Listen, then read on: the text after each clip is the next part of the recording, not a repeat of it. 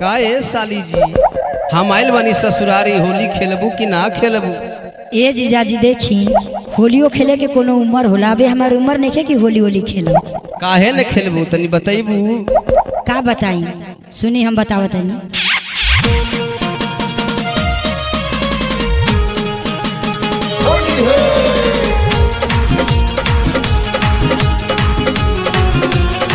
जी न त कर दे सोर जी दे हमारा के छोड़ न त कर दे सोर बड़ा लागत जड़ाए जीजा जी जीजा जी जीजा जी।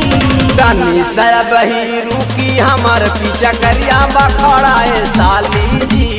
तनी साया बही रुकी हमार पीछा करिया बखड़ाए साली जी। दे हमारा के छोड़ी जी न त कर दे सोर जी दे हमारा के छोड़ न त कर दे सोर बड़ा लागत जड़ाए जीजा जी जीजा जी जीजा जी। तनी साया बही रुकी हमार पीछा करिया बखड़ाए साली जी। तनी साया बही रुकी हमार पीछा करिया बखड़ाए साली जी।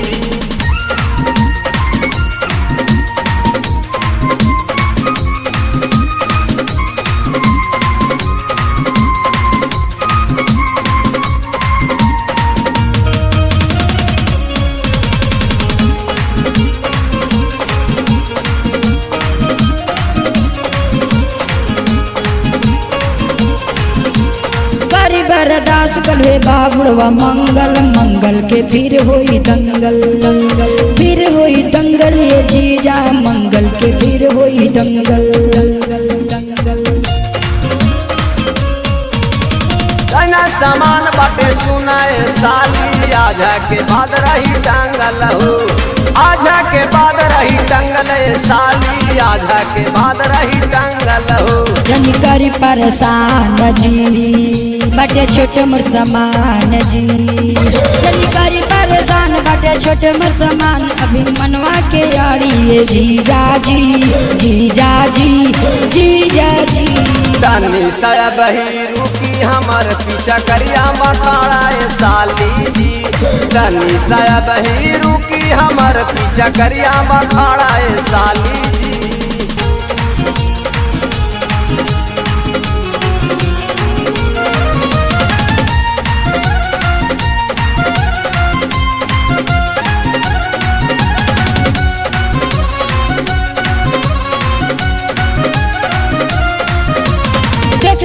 दीदिया त मामला जीजा हो जाई पर्दा फास हो जाई पर्दा फास ये जीजा हो जाई पर्दा फास हो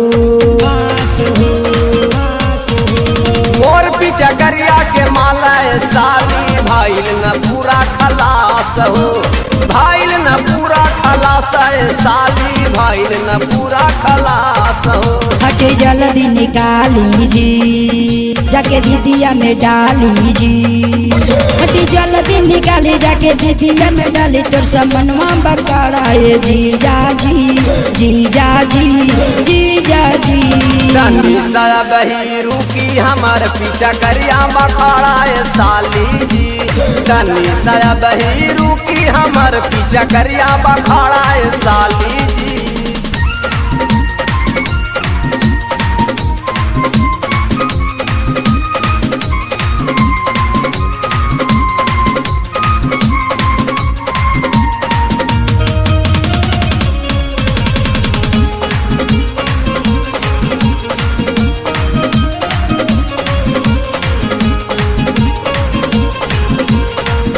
धर्मात्मा के देखिए जीजा हिंदू के तोहरा पे शौक बा हिंदू के तोहरा पे शौक बा ये जीजा हिंदू के तोहरा पे शौक बा।